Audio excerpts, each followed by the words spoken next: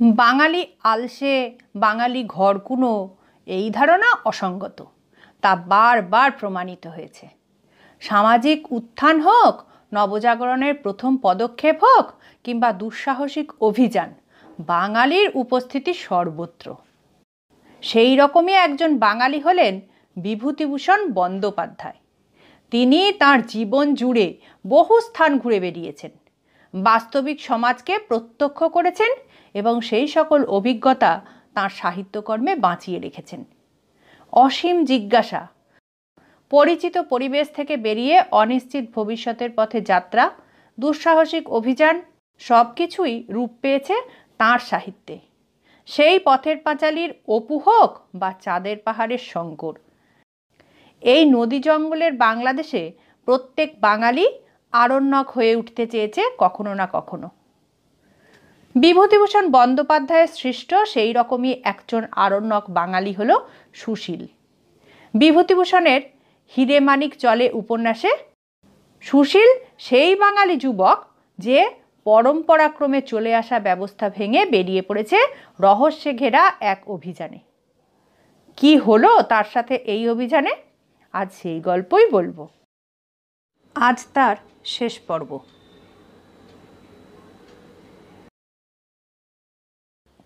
নর্তকী মূর্তির সরু সরু আঙুলগুলির মধ্যে একটা আঙুল থেকে মুদ্রা রচনা করার দরুন অন্য সব আঙুল থেকে পৃথক এবং একদিকে কি যেন নির্দেশ করার ভঙ্গিতে ছিল। এবার যেন আঙুলের ছায়া পড়েছে দেওয়ালের এক বিশেষ স্থানে। এমন ভঙ্গিতে পড়েছে যেন মনে হয় মূর্তিটি তর্জনী অঙ্গুলির দ্বারা ভিত্তি গাত্রের একটি স্থান নির্দেশ করছে।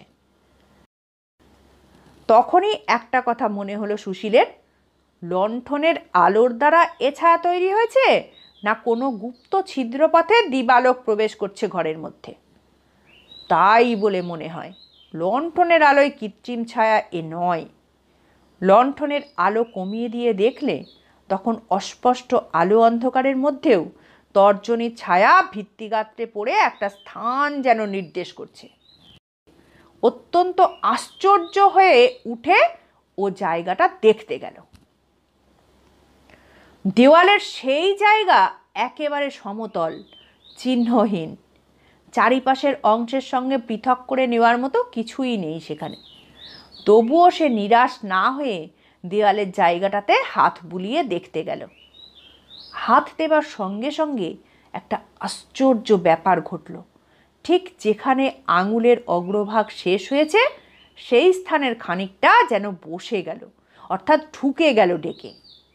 একটা শব্দ হলো পেছনের দিকে, ও পেছন ফিরে চেয়ে দেখল বিটঙ্ক বেদিকার তলাটা যেন ঈষৎ ফাঁক হয়ে গিয়েছে। ও ফিরে এসে ভালো করে লক্ষ্য করে দেখলে গোলাকার বেদিকাটি, তার নর্তকী মূর্তিটা শুদ্ধ যেন একটা পাথরের ছিপি। বড় বোতলের মুখে যেমন কাচের স্টপার বা ছিপি থাকে, এ যেন পাষাণ নির্মিত বিরাট এক স্টপার। কিসের চার লেগে স্টপারের মুখ ফাঁক হয়ে গিয়েছে। ও নর্তকী মূর্তির পাদদেশে এবং গ্রীবায় দুই হাত দিয়ে মূর্তিটাকে একটু ঘুরিয়ে দেবার চেষ্টা করতেই সেটা সব শুদ্ধ যেন আস্তে আস্তে ঘুরতে লাগলো। কয়েকবার ঘুরবার পর ক্রমেই তার তলার ফাঁক চওড়া হয়ে আসতে লাগলো। কি কৌশলে প্রাচীন শিল্পী পাথরের উপরটাকে ঘূর্ণমান করে তৈরি করেছিল। এই মূর্তিশুদ্ধ বেদিকা টেনে তোলা তার একার সাধ্যে কুলোবে না। জামাতুল্লাহ ও সনদ দুজনকেই আনতে হবে কোনো কৌশলে সঙ্গে করে, ইয়ার হোসেনের দলের অগোচরে। সন্ধ্যার অন্ধকার নামবার বিলম্ব নেই। বহু দিনরাত্রির ছায়া অতীতের এ নিস্তব্ধ কক্ষে জীবনের সুর ধ্বনিত করেনি। এখানে গভীর নিশীথ রাত্রির রহস্য হয়তো মানুষের পক্ষে খুব আনন্দদায়ক হবে না। মানুষের জগতের বাইরে এরা। সুশীল লণ্ঠন হাতে উঠে এলো আঁধার পাতালপুরীর কক্ষ থেকে। তাঁবুতে ঢুকবার পথে ইয়ার হোসেন বড় ছুরি দিয়ে পাখির মাংস ছাড়াচ্ছে। সন্দিগ্ধ দৃষ্টিতে ওর দিকে চেয়ে বললে, কোথায় ছিলেন? ছবি আঁকতে মিস্টার হোসেন। লণ্ঠন কেন? পাছে রাত হয়ে যায় ফিরতে, বনের মধ্যে আলো থাকলে অনেক ভালো। এত ছবি এঁকে কি হয় বাবু? ভালো লাগে। আসল ব্যাপারের কি, জামাতুল্লাহ আমাদের ফাঁকি দিয়েছে, আমি ওকে মজা দেখিয়ে দেব। আমরা সকলেই চেষ্টা করছি, ব্যস্ত হবেন না মিস্টার হোসেন। আমি আর 5 দিন দেখব, তারপর এখান থেকে চলে যাব। কিন্তু যাবার আগে জামাতুল্লাহকে দেখিয়ে যাব সে কার সঙ্গে জুয়ো চুরি করতে এসেছিল। জামাতুল্লাহর কি দোষ? আপনি বরং আমাকে দোষ দিতে পারেন। হ্যাঁ, আরে আপনি তো ছবি আঁকিয়ে পুরুষ মানুষ, এসব কাজ আপনার না। সুশীল রাত্রে চুপি চুপি জামাতুল্লাদের নর্তকী পুতুলের ঘটনা সব বললে। ওদের দুজনকেই যেতে হবে, নতুবা ছিপি উঠবে না। জামাতুল্লাহ বললে, কিন্তু আমাদের দুজনের একসঙ্গে যাওয়া সম্ভব নয় বাবুজি। কেন? জানেন না, এর মধ্যে নানা রকম ষড়যন্ত্র চলছে। ওরা আপনাদের চেয়ে আমাকেই দোষ দেবে বেশি, আপনাকে ওরা নিরীহ গোবেচারী বলে ভাবে। সেটা অন্যায়। আপনারা ভালো মানুষ, আমার হাতের পুতুল, পুতুল যেমন নাচায় তেমনি আমার হাতে। শেষের কথাটা শুনে সুশীলের আবার মনে পড়ল নর্তকী মূর্তির কথা। কাল হয়তো বেরুনো যাবে না, ইয়ার হোসেনের কড়া নজরবন্দির দরুন। আজই রাত্রে অন্য দল ঘুমুলে সেখানে গেলে ক্ষতি কি? সনদকে বললে, সনদ তৈরি হও, আজ রাত্রে হয় আমাদের জীবন নয়তো আমাদের মরণ। পাতালপুরীর রহস্য আজ ভেদ করতেই হবে। আজ আঁধার রাত্রে চুপি চুপি বেরুবে আমার সঙ্গে, দিনের আলোয় সব ফাঁস হয়ে যাবে। জামাতুল্লাহ বললে, কেউ টের না পায় বাবুজি, জুতো হাতে করে সব যাবেন কিন্তু। আহার আদির পর্ব মিটে গেল। দাবানল জ্বলে উঠেছে আজ ওদের মনে। বনের সাময়িক দাবানলকেও ছাপিয়ে তার শিখা সমস্ত মনের আকাশ বেপে বেড়ে উঠল। 2টো রাইফেল, একটা রিভলভার, একটা শাবল, একটা গাঁইতি, খানিকটা দড়ি, 4-5টা মোমবাতি, কিছু খাবার জল, 1 শিশি টিংচার আয়োডিন, খানকতক মোটা মোটা রুটি। 3 জনের মধ্যে এগুলো ভাগ করে নিয়ে রাত 1টার পর ওরা অন্ধকারে গা ঢাকা দিয়ে তাঁবু ফেলে বেরুলো। ইয়ার হোসেনের একজন মালয় অনুচর উল্টো মুখে দাঁড়িয়ে বলো অর্থাৎ রাম দাও হাতে পাহারা দিচ্ছে। অন্ধকারে এরা বুক ঘেঁষে চলে এলো, সে লোকটা টের পেল না। সনদ বললে, আমি সে পুতুলটা একবার দেখব। অদ্ভুত রাত্রি, বনের মাথায় অগণিত তারা, বহুকালের সুপ্ত নগরীর রহস্যে নিশীথ রাত্রির অন্ধকার যেন থমথম করছে। সমস্ত ধ্বংসস্তূপটি যেন মুহূর্তে শহর হয়ে উঠতে পারে ওর অগণিত নরনারী নিয়ে।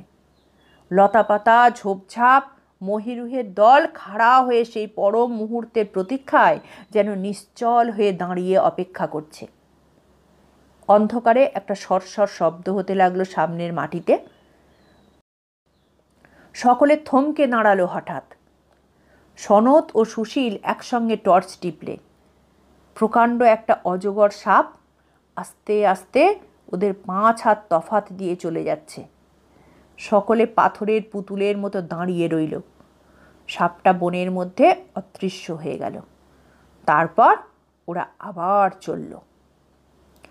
গহ্বরের মুখ ওরা লতাপাতা দিয়ে ঢেকে রেখে গিয়েছিল। 3 জনে মিলে সেগুলো সরিয়ে সিঁড়ি বেয়ে নিচে নামতে লাগলো।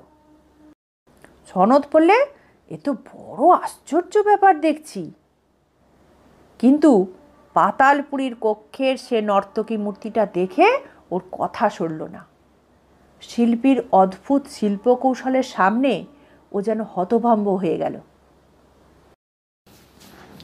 সুশীল বললে, শুধু মূর্তিটা কিউরিও হিসাবে বিক্রি করলে 10,000 টাকায় যে কোনো বড় শহরের মিউজিয়াম কিনে নেবে, তবে আমাদের দেশে নয়, ইউরোপে। জামাতুল্লাহ বললে, ধরুন বাবুজি নাচনেওয়ালি পুতুলটা সবাই মিলে, পাক খাওয়াতে হবে একে বার কয়েক এখনো। মিনিট 2 সবাই মিলে পাক দিয়ে মূর্তিটাকে ঘোরালো, যেমন স্টপার ঘোরায় বোতলের মুখে। তারপর সবাই সন্তর্পণে মূর্তিটাকে ধরে উঠিয়ে নিলে। স্টপারের মতোই সেটা খুলে এলো। সঙ্গে সঙ্গে পিটঙ্ক বেদির নিচের অংশে বার হয়ে পড়ল গোলাকার একটা পাথরের চৌবাচ্চা। সুশীল উঁকি মেরে দেখে বললে, টর্চ ধরো, খুব গভীর বলে মনে হচ্ছে। টর্চ ধরে ওরা দেখলে চৌবাচ্চা অন্তত 7 ফুট গভীর। তার তলায় কি আছে ওপর থেকে ভালো করে দেখা যায় না। সনদ বললে, আমি লাফ দিয়ে পড়বো দাদা? জামাতুল্লাহ বারণ করলে, এসব পুরনো কূপের মধ্যে বিষধর সর্প প্রায়ই বাসা বাঁধে, সমীচীন হবে না। 2-1টা পাথর ছুঁড়ে মেরে ওরা দেখলে কোনো সাড়া শব্দ এলো না আধো অন্ধকার কূপের মধ্যে থেকে। তখন জামাতুল্লাহ ধূপ করে ঝাঁপ দিয়ে পড়ল ওর মধ্যে। কিছুক্ষণ আর তার কোনো সাড়া নেই। সনদ ও সুশীল অধীর কৌতূহলের সঙ্গে বলে উঠল, কি কি দেখলে? কি কি কি দেখলে? তবুও জামাতুল্লাহর মুখে কথা নেই। সে যেন কি হাতড়ে বেড়াচ্ছে চৌবাচ্চার তলায়। একটু অদ্ভুতভাবে হাতড়াচ্ছে, একবার সামনে যাচ্ছে, আবার পিছু হটে আসছে। সুশীল বললে, কি হলো হে, পেলে কিছু দেখতে? জামাতুল্লাহ বললে, বাবুজি, এর মধ্যে কিছু নেই। কিছু নেই? না বাবুজি, একেবারে ফাঁকা। তবে তুমি ওর মধ্যে কি করছো জামাতুল্লাহ? এর মধ্যে একটা মজার ব্যাপার আছে, নেমে এসে দেখুন। সুশীল ও সনদ সন্তর্পণে একে একে পাথরের চৌবাচ্চাটির মধ্যে লাফিয়ে পড়ল। জামাতুল্লাহ দেখালে, এই দেখুন বাবুজি, এই লাইন ধরে একবার সামনে একবার পিছনে গিয়ে দেখুন, তাহলেই বুঝতে পারবেন। সামনে পেছনে গিয়ে কি হবে? সুশীল লক্ষ্য করে দেখলে চৌবাচ্চার ডান দিকের দেওয়ালে একটা কালো রেখা আছে। সেইটে ধরে যদি সামনে বা পেছনে যাওয়া যায় তবে চৌবাচ্চার তলাটা একবার নামে একবার ওঠে, ছেলেদের শীষ খেলার তক্তাটার মতো। সনদ পড়লে, ব্যাপারটা কি? সুশীল বললে, অর্থাৎ এটা যদি কোনো রকমে ওঠানো যায় তবে এর মধ্যে আর কিছু রহস্য আছে, কিন্তু সেটা কি করে সম্ভব বুঝতে পারা যাচ্ছে না। জামাতুল্লাহ বললে, বাবু, গাঁইতি দিয়ে তলা ভেঙে ফেলতে পারি তো, অন্য কোনো পথ যদি না পাওয়া যায়। কিন্তু আজ থাকলে হতো না বাবুজি, বড্ড দেরি হয়ে গেল, আজ সকাল হয়। হঠাৎ সুশীল চৌবাচ্চার এক জায়গায় টর্চের আলো ফেলে বলে উঠল, এই দেখো চিহ্ন। সনদ ও জামাতুল্লাহ সবিস্ময়ে দেখলে চৌবাচ্চার কালো রেখার ওপরে উত্তর দিকের কোণে 2খানা পাথরের সংযোগস্থলে তাদের অতি পরিচিত সেই চিহ্নটি আঁকা। সুশীল বললে, হদিশ পেয়েছি বলে মনে হচ্ছে। অর্থাৎ এই চিহ্নের উপর টিপলেই চৌবাচ্চার তলার পাথরখানা একদিকে খুব বেশি কাত হয়ে ভেতরে কি আছে দেখিয়ে দেবে। কিন্তু আজ বড্ড বেলা হয়ে গেল, আজ থাক, চলো। জামাতুল্লাহ তাতে মত দিলে। সবাই মিলে তাঁবুতে ফিরে এলো যখন, তখনও ভোরের আলো ভালো করে ফোটেনি। ইয়ার হোসেনের মালায় ভৃত্য বল হাতে তাঁবুর দ্বারে চিত্রার্পিতের মতো দাঁড়িয়ে আছে। জামাতুল্লাহর ইঙ্গিতে সুশীল ও সনদ উপুর হয়ে পড়ে বুকে হেঁটে নিজেদের তাঁবুর মধ্যে ঢুকে পড়ল। জামাতুল্লাহ বললে, ঘুমিয়ে পড়ুন বাবুজিরা, কিন্তু বেশি বেলা পর্যন্ত ঘুমুবেন না, আমি উঠিয়ে দেবো সকালেই, নইলে ওরা সন্দেহ করবে। সুশীল বললে, আমাদের অবর্তমানে ওরা ঘরে ঢোকেনি এই রক্ষে। সনদ অবাক হয়ে বললে, কি করে জানলে দাদা? দেখবে, এই দেখো, তাঁবুর দোরে সাদা বালি ছড়ানো, যে কেউ এলে পায়ের দাগ পড়ত, তা পড়েনি। ওরা যে যার বিছানায় শুয়ে ঘুমিয়ে পড়ল। সুশীলকে কে যেন বললে, আমার সঙ্গে আয়। গভীর অন্ধকারের মধ্যে এক দীর্ঘাকৃতি পুরুষের পিছু পিছু ও গভীর বনের কত দূর চলল। ইয়ার হোসেনের ভৃত্যগণ ঘোর তন্দ্রাভিভূত। উষার আলোকের ক্ষীণ আভাসও দেখা যায় না পূর্ব দিগন্তে। বৃক্ষলতা স্তব্ধ, স্বপ্নঘোরে আচ্ছন্ন। সারি সারি প্রাসাদ একদিকে, অন্যদিকে প্রশস্ত দিঘিটার টলটলে নির্মল জলরাশির বুকে পদ্মফুল ফুটে আছে। সেই গভীর অন্ধকারের মধ্যে দেউলে দেউলে ত্রিমূর্তি মহাদেবের পূজা হচ্ছে। সুগন্ধ দ্বীপ পর্তিকার আলোকে মন্দিরাভ্যন্তর আলোকিত। প্রাসাদের বাতায়ন বলফিতে সুষার তন্দ্রামগ্ন। সুশীল বললে, আমায় কোথায় নিয়ে যাবেন? সে কথা বলবো না, ভয় পাবি। তবুও বলুন শুনি। বহুদিনের বহু ধ্বংস, অভিশাপ, মৃত্যুর দীর্ঘশ্বাসে এ পুরীর বাতাস বিষাক্ত। এখানে প্রবেশ করবার দুঃসাহসের প্রশংসা করি, কিন্তু এর মূল্য দিতে হবে। কি? একজনের প্রাণ। সমুদ্র মেখলা এ দ্বীপের বহু শতাব্দীর গুপ্ত কথা ঘন বন ঢেকে রেখেছিল। ভারত মহাসমুদ্র স্বয়ং এর প্রহরী। দেখতে পাও না? আগে তা দেখছি বটে, তবে সে রহস্য ভেদ করতে এসেছো কেন? আপনি তো জানেন সব। সম্রাটের ঐশ্বর্য গুপ্ত আছে এর মধ্যে, কিন্তু সে পাবে না। যে অদৃশ্য আত্মারা তা পাহারা দিচ্ছে তারা অত্যন্ত সতর্ক, অত্যন্ত হিংসুক। কাউকে তারা নিতে দেবে না। তবে তুমি ভারতবর্ষের সন্তান, তোমাকে একেবারে বঞ্চিত করব না আমি। রহস্য নিয়ে যাও, অর্থ পাবে না। যা পাবে তা সামান্য, তারই জন্য প্রাণ দিতে হবে। আপনি ব্রহ্মমুনি? মূর্খ! আমি এই নগরের অধিদেবতা, ধ্বংসস্তূপ পাহারা দিচ্ছি শতাব্দীর পর শতাব্দী। অনেক দিন পরে তুমি ভারতবর্ষ থেকে এসেছো। 800 বছর আগে তোমাদের সাহসী পূর্বপুরুষরা অস্ত্র হাতে এখানে এসে রাজ্য স্থাপন করেন। দুর্বল হাতে তাঁরা খড়গ ধরতেন না। তোমরা সেদেশ থেকেই এসেছো কি? দেখলে চেনা যায় না কেন? সেটা আমাদের অদৃষ্টের দোষ, আমাদের ভাগ্যলিপি। তারপরেই সব অন্ধকার। সুশীল সেই অদৃষ্টপূর্ব পুরুষের সঙ্গে সেই সূচিভেদ্য অন্ধকারের মধ্যে কোথায় যেন চলেছে। মাথার উপর কৃষ্ণা নিশিথিনীর জলজলে নক্ষত্র ভরা আকাশ। পুরুষটি বললেন, সাহস আছে? তুমি ভারতবর্ষের সন্তান। নিশ্চয়ই দেব। নগরী বহুদিন মৃতা, কিন্তু বহু যুগের পুরাতন কৃষ্ণাগুরু ধূপ গন্ধে আমোদিত অরণ্যতরু ছায়ায় ছায়ায় অজানা পথযাত্রার যেন শেষ নেই। বিশাল পুরী, প্রেতপুরীর সমান নিস্তব্ধ। রাজপ্রাসাদের বিস্তৃত কক্ষে দামি নীলাংশুকের আস্তরণে ঢাকা স্বর্ণপালঙ্ক কোনো অপরিচিতের অভ্যর্থনার জন্য প্রস্তুত। সুশীলের বুক গুরুগুরু করে উঠল। গুহার রত্নপ্রস্তরের ভিত্তিতে যেন অমঙ্গলের লেখা। ভবন দর্পণে প্রতিফলিত হয়ে উঠবে এখনই যে কোনো বিভীষণা অপদেবীর বিকট মূর্তি। পুরুষ বললে, ওই শোনো।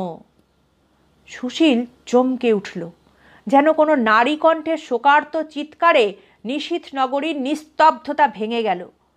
সে নারীর কণ্ঠস্বরকে সে চেনে, অত্যন্ত পরিচিত কণ্ঠস্বর, খুব নিকট আত্মীয়র বিলাপধ্বনি। সুশীলের বুক কেঁপে উঠল। ঠিক সেই সময় বাইরে থেকে কে ডাকলো, বাবুজি, বাবুজি। সুশীল বিমহুরের মতো বললে, কেন? ভোর হয়েছে, ইয়ার হোসেনের লোক এখনো ওঠেনি। আমাদের কেউ কোনো সন্দেহ না করে সনৎবাবুকে ওঠাই।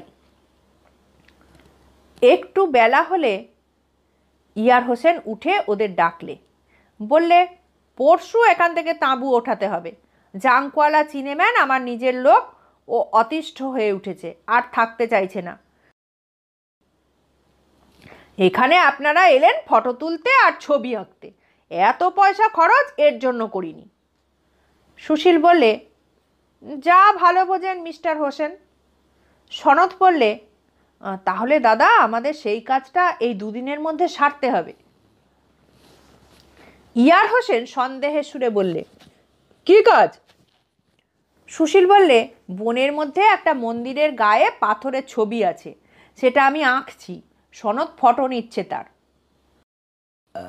ইয়ার হোসেন তাচ্ছিল্যের সঙ্গে হেসে বললে, এই করতেই আপনারা এসেছিলেন আর কি, করুন যা হয় দুদিন। সনদ বললে, তাহলে চলো দাদা, আমরা সকাল সকাল খেয়ে রওনা হই। ইয়ার হোসেনের অনুমতি পেয়ে ওদের সাহস বেড়ে গেল। দিন দুপুরে ওরা দুজন রওনা হয়ে গেল। শাবল, গাঁইতি, টর্চ ওরা কিছুই আনেনি, সিঁড়ির মুখের প্রথম ধাপে রেখে এসেছে। শুধু ক্যামেরা আর রিভলভার হাতে নিয়ে বেরিয়ে এলো। জামাতুল্লাহ গোপনে বললে, আমি কোনো ছুতোই এরপর যাব। একসঙ্গে সকলে গেলে চালাক ইয়ার হোসেন সন্দেহ করবে। আজ কাজ শেষ করতে হবে, মনে থাকে যেন। হয় এসপার নয় ওসপার, আর সময় পাবো না।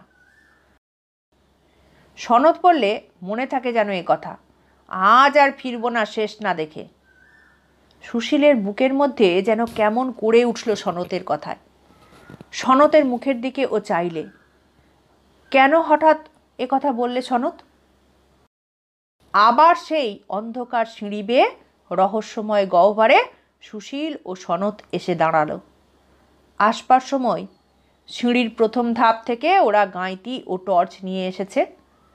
পাথরের নর্তকী মূর্তি দেওয়ালের গায়ে এক জায়গায় কাত করে রাখা আছে, যেন জীবন্ত পরী দেওয়ালে ঠেস দিয়ে ঘুমিয়ে পড়েছে মনে হয়। সুশীল সেদিকে চেয়ে বললে, আর কিছু না পাই এই পুতুলটা নিয়ে যাব। সব খরচ উঠে এসেও অনেক টাকা লাভ থাকবে শুধু ওটা বিক্রি করলে। তারপর দুজনে নিচের পাথরের চৌবাচ্চাতে নামলো। সনদ বললে, উত্তর কোণের গায়ে চিহ্নটা দেখতে পাচ্ছ দাদা? এখন কিছু করো না, জামাতুল্লাহকে আসতে দাও। সনদ ছেলে মানুষ, সে সত্যি অবাক হয়ে গিয়েছিল। বাংলাদেশের পাড়াগাঁয়ে জন্মগ্রহণ করে একদিন যে জীবনে এমন একটা রহস্য সংকুল পথযাত্রায় বেরিয়ে পড়বে, কবে সে কথা ভেবেছিল। সুশীল কিন্তু বসে অন্য কথা ভাবছিল।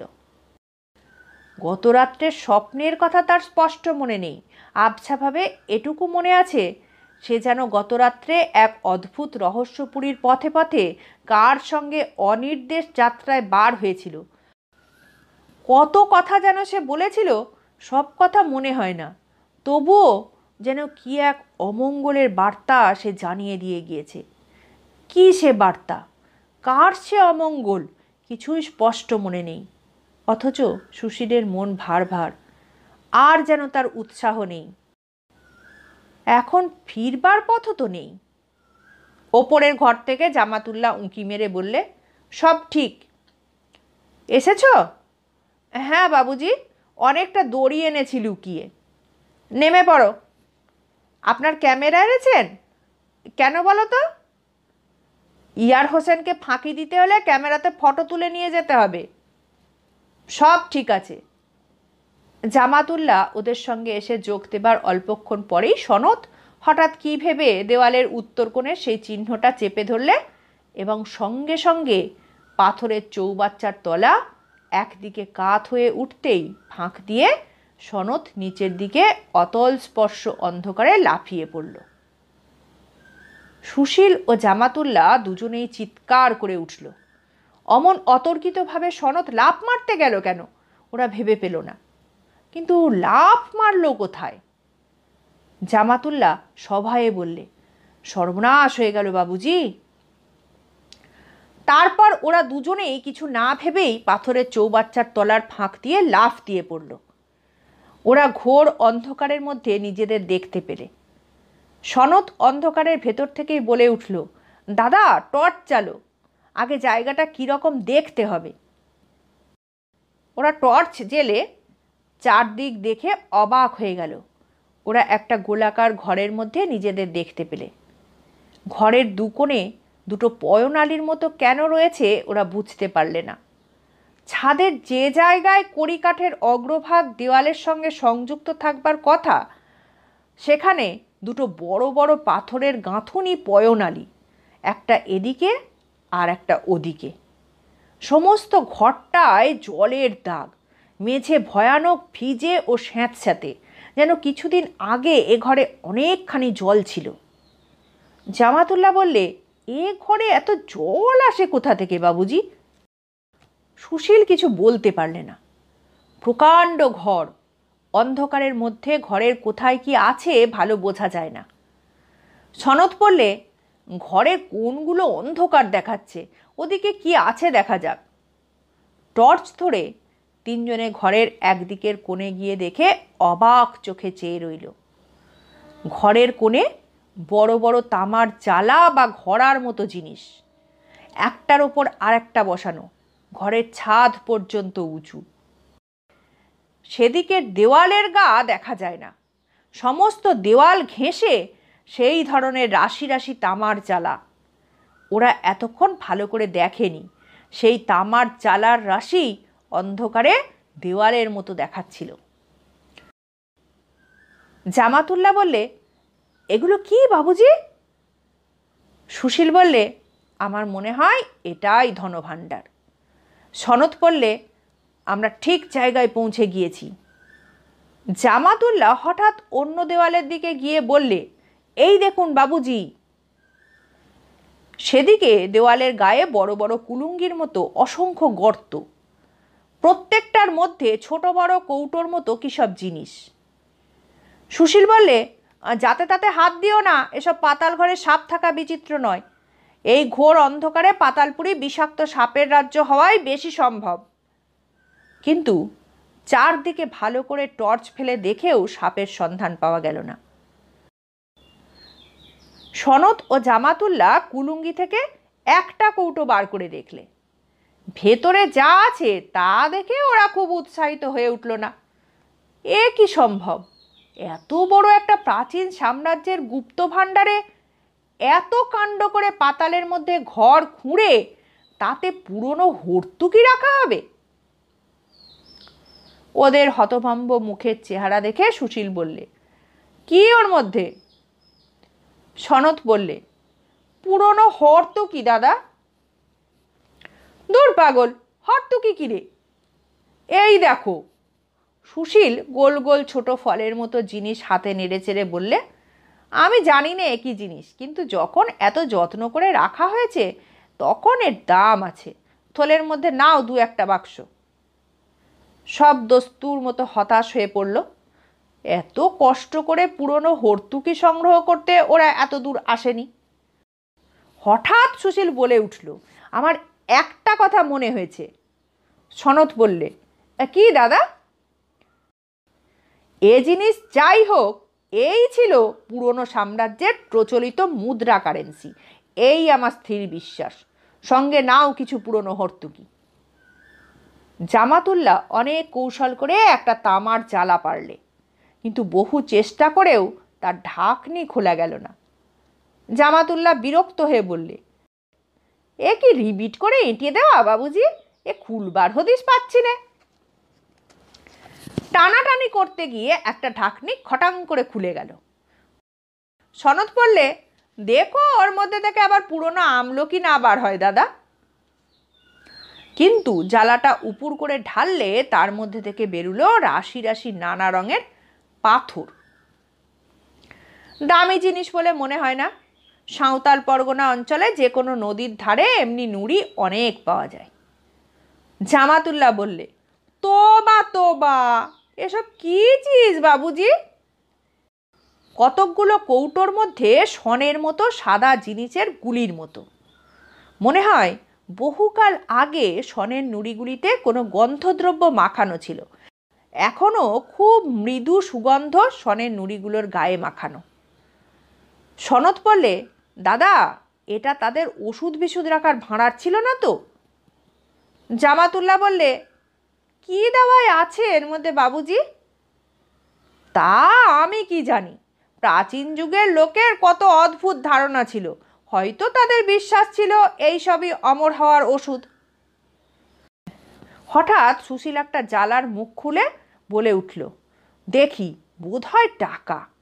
জ্বালা উপুর করলে তার মধ্যে থেকে পড়ল এক রাশ বড় বড় চাকতি, বড় বড় মেডেলের আকারের, প্রায় 1 ইঞ্চি পুরু। সুশীল একখানা চাকতি হাতে করে বললে, সোনা বলে মনে হয় না। জামাতুল্লাহ বললে, আলবাত সোনা, তবে টাকা বা মোহর নয়।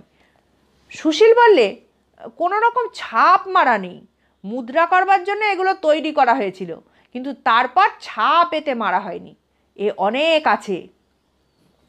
সনদ বললে, সব রকম কিছু কিছু নাও দাদা। জামাতুল্লাহ বললে, এ যদি সোনা হয়, এই এক জালার মধ্যেই লাখ টাকার সোনা।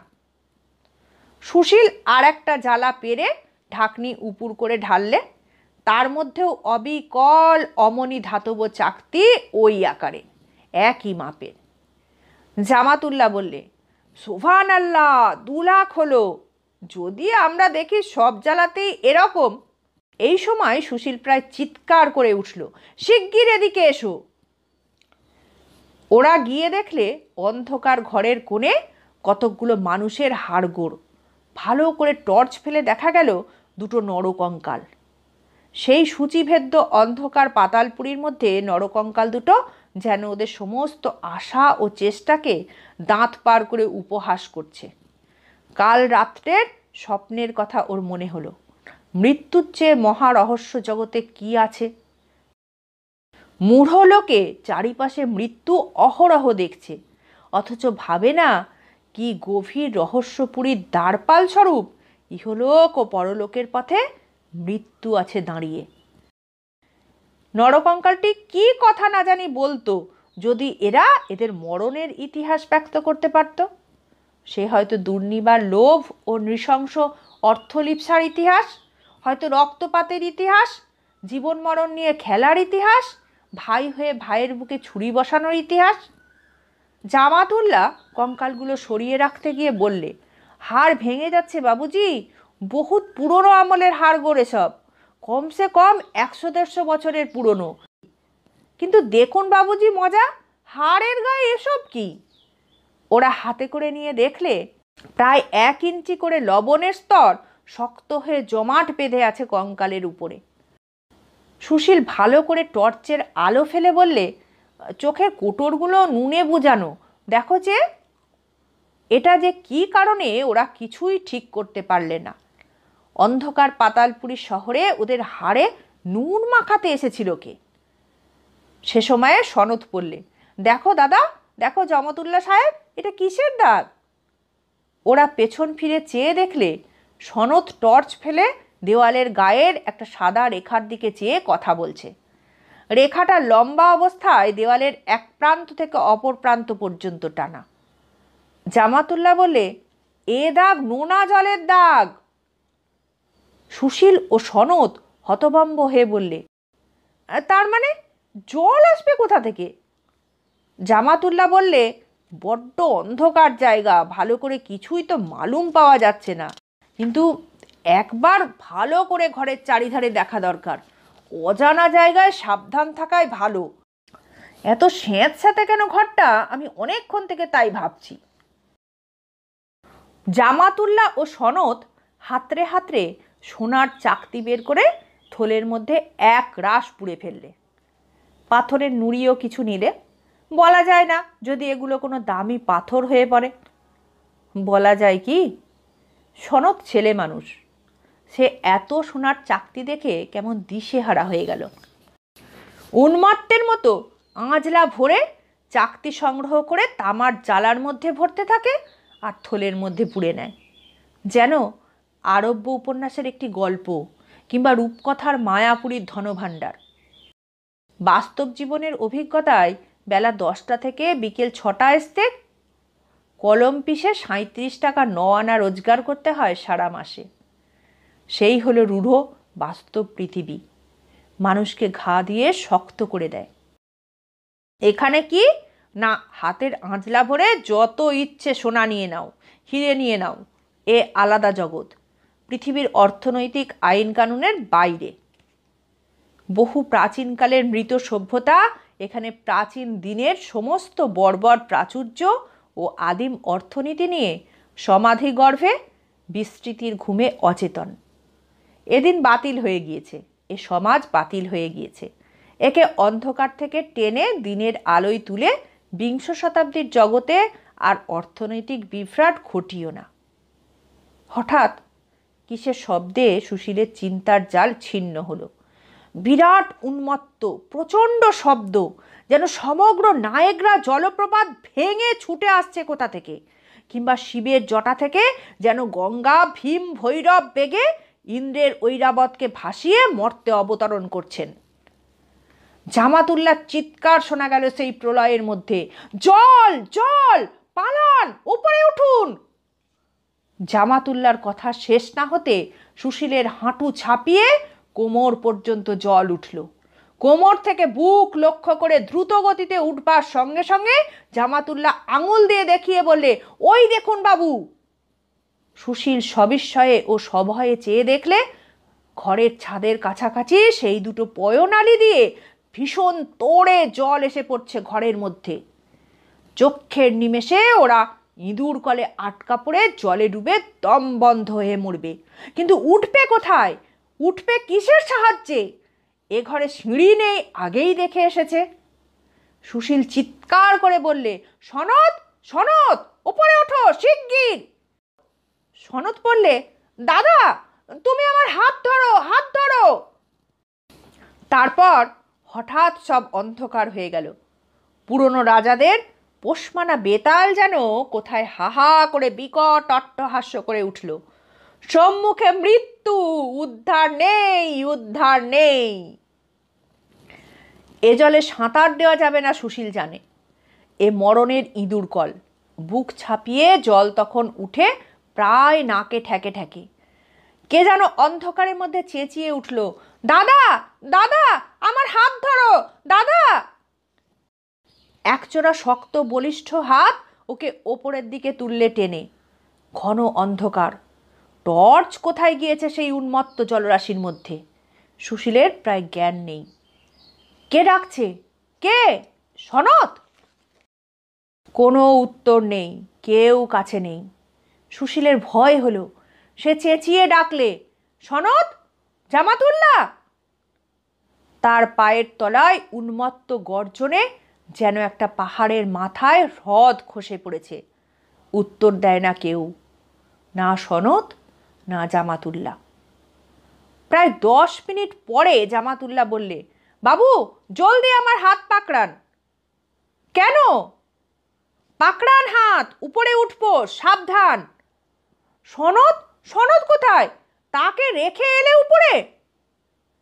জলদি হাত পাকড়ান। কত যুগ ধরে ঘোরানো সিঁড়ি দিয়ে ঘুরে ঘুরে সে ওঠা প্রলয়ের অন্ধকারের মধ্য দিয়ে, তারপর কতক্ষণ পরে পৃথিবীর ওপর এসে হাঁপ ছেড়ে বাঁচা পাতালপুরীর গহ্বর থেকে। বনের মধ্যে সন্ধ্যার অন্ধকার যেন ঘনিয়ে এসেছে। সুশীল ব্যগ্রভাবে বললে, সনৎ কই? তাকে কোথায়? জামাতুল্লাহ বিষাদ মাখানো গম্ভীর সুরে বললে, সনৎবাবু নেই, আমাদের ভাগ্য বাবুজি। সুশীল বিস্ময়ে হতভম্ব হয়ে বললে, নেই মানে? সনৎবাবু তো পাতালপুরি থেকে ওঠেননি, তাকে খুঁজে পাইনি। আপনাকে তুলে ওপরে রেখে তাকে খুঁজতে যাব, এমন সময়ে ঘরের মেঝে দুলে উঠে এঁটে গেল।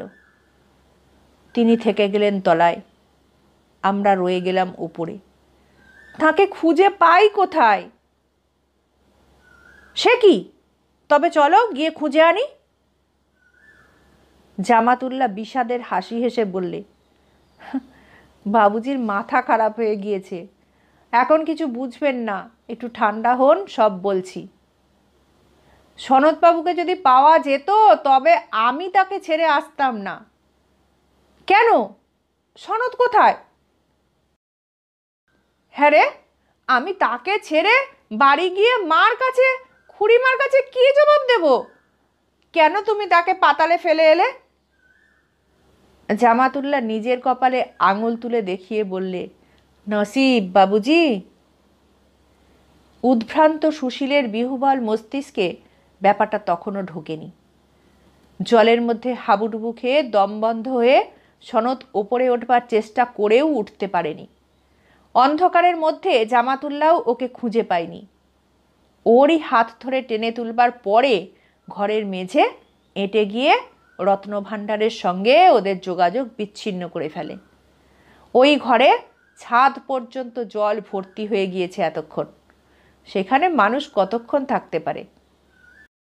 সুশীল ক্রমে সব বুঝলে ওপরে উঠে এসে মাথায় ঠান্ডা হাওয়া লাগানোর পরে একটা গভীর শোক ও হতাশায় সে একেবারে ডুবে যেত হয়তো, কিন্তু ঘটনাবলীর অদ্ভুতত্বে সে বিস্ময়ে অভিভূত হয়ে পড়ল। কোথায় অন্ধকার পাতালপুরীতে পুরাকালের ধনভাণ্ডার অসাধারণ উপায়ে সুরক্ষিত, এমন কৌশলে যা একালে হঠাৎ কেউ মাথায় আনতেই পারত না। জামাতুল্লাহ বললে, পানি দেখে তখন আমার সন্দেহ হয়েছে। আমি ভাবছি এত নোনা পানি কেন ঘরের মধ্যে? সুশীল বললে, আমাদের তখনই বোঝা উচিত ছিল জামাতুল্লাহ। তাহলে সনদ আজ এভাবে? তখন কি করে জানবো বাবুজি? এ নালি দুটো গাঁথা আছে, ও দিয়ে জোয়ারের সময় সমুদ্রে নোনা পানি ঢোকে, দিনে একবার রাতে একবার। আমার কি মনে হয় জানেন বাবুজি, ওই দুটো নালি এমন ফন্দি করে গাঁথা হয়েছিল যে। সুশীল বললে, আমার আর একটা কথা মনে হয়েছে জানো, ওই দুটো নরকঙ্কাল যা দেখলে, আমাদেরই মতো দুটো লোক কোনো কালে ওই ধনরত্ন চুরি করতে গিয়ে সমুদ্রের নোনা জলে হাবুডুবু খেয়ে ডুবে মরেছে। মূর্খের মতো ঢুকেছে, জানতো না। যেমন আমরা, সনদ যেমন। কি জানতো না? যে স্বয়ং ভারত মহাসমুদ্র প্রাচীন চম্পারাজ্যের ধনভাণ্ডারের অদৃশ্য প্রহরী। কেউ কোনো দিন সে ভাণ্ডার থেকে কিছু নিতে পারবে না। মানমন্দিরের রত্নশৈল তার একখানি সামান্য নুড়িও হারাবে না। সুশীল বললে, কিন্তু জল যায় কোথায় জামাতুল্লাহ? এত জল! আমার কি মনে হয় জানো, আমারও তা মনে হয়েছে।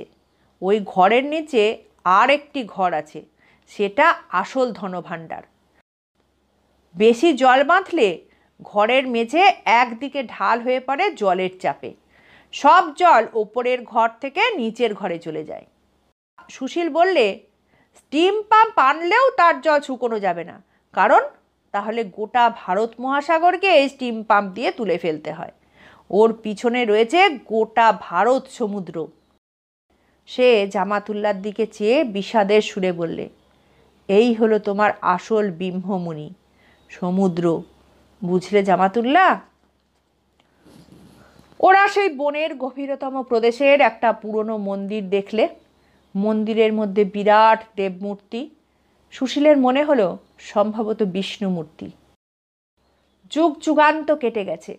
ওপরকার আকাশে শত অরণ্য ময়ূরীদের নর্তন শেষ হয়ে আবার শুরু হয়েছে। রক্ত শোকাতুর তলে কত সুখ সুষুপ্ত হংসমিথুনের নিদ্রাভঙ্গ হয়েছে। সাম্রাজ্যের গৌরবের দিনে ঘৃতপক্ষ অমৃতচরুর চারু গন্ধে মন্দিরের অভ্যন্তর কত দিন হয়েছে আমোদিত। কত উত্থান, কত পতনের মধ্যে দেবতা অবিচল দৃষ্টিতে বহু দূর অনন্তের দিকে চেয়ে আছেন। মুখে সুকুমার সব্যঙ্গ মৃদু চাপা হাসি। নিরুপাধি চেতনা যেন পাষাণে লীন, আত্মস্থ। সুশীল সসম্ভ্রমে প্রণাম করল। দেবতা, সনদ ছেলে মানুষ, ওকে তোমার পায়ে রেখে গেলুম, ক্ষমা করো তুমি ওকে। সুশীল কলকাতায় ফিরেছে। কারণ যা ঘটে গেল তার পরের ইতিহাস সংক্ষিপ্ত। ইয়ার হোসেন সন্দেহ করেনি। সনদ একটা কূপের মধ্যে পড়ে মরে গিয়েছে শুনে ইয়ার হোসেন খুঁজে দেখবার আগ্রহ প্রকাশ করেনি। চীনা মাঝি জাঙ্ক নিয়ে এসেছিল, তারই জাঙ্কে সবাই ফিরল সিঙ্গাপুরে। সিঙ্গাপুর থেকে অস্ট্রেলিয়ান মেলবোট ধরে কলম্বো। কলম্বোর এক জুহুরির দোকানে জামাতুল্লাহ সেই হর্তকির মতো জিনিস দেখাতেই বললে, এ খুব দামি জিনিস, ফসিল অ্যাম্বার, বহুকালের অ্যাম্বার কোনো জায়গায় চাপা পড়েছিল। দুখানা পাথর দেখে বললে, আনকাট এমারেন্ট, খুব ভালো ক্যারেটের জিনিস হবে কাটলে। আন্নামালায়ের জুহুরিরা এমারেন্ট কাটে, সেখানে গিয়ে কাটিয়ে নেবেন, দামে বিকোবে। সব শুদ্ধ পাওয়া গেল প্রায় 70,000 টাকা।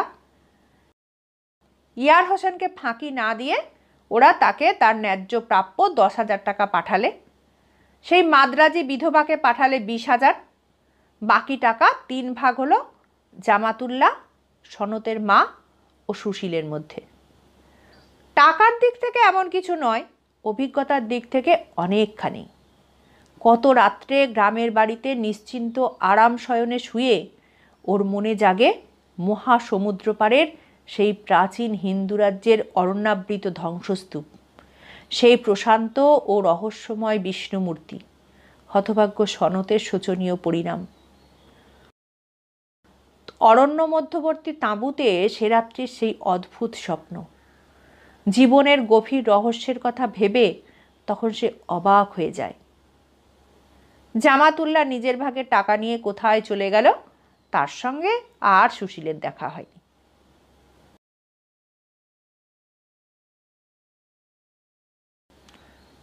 শেষ হলো আজকের গল্প। গল্প ও গল্প পাঠ সম্পর্কে আপনাদের মূল্যবান মতামত কমেন্টের মাধ্যমে অবশ্যই জানাবেন। চ্যানেলটিকে সাবস্ক্রাইব করে আমাদের পাশে থাকবেন। সকলে ভালো থাকবেন, সুস্থ থাকবেন, আনন্দে থাকবেন। নমস্কার।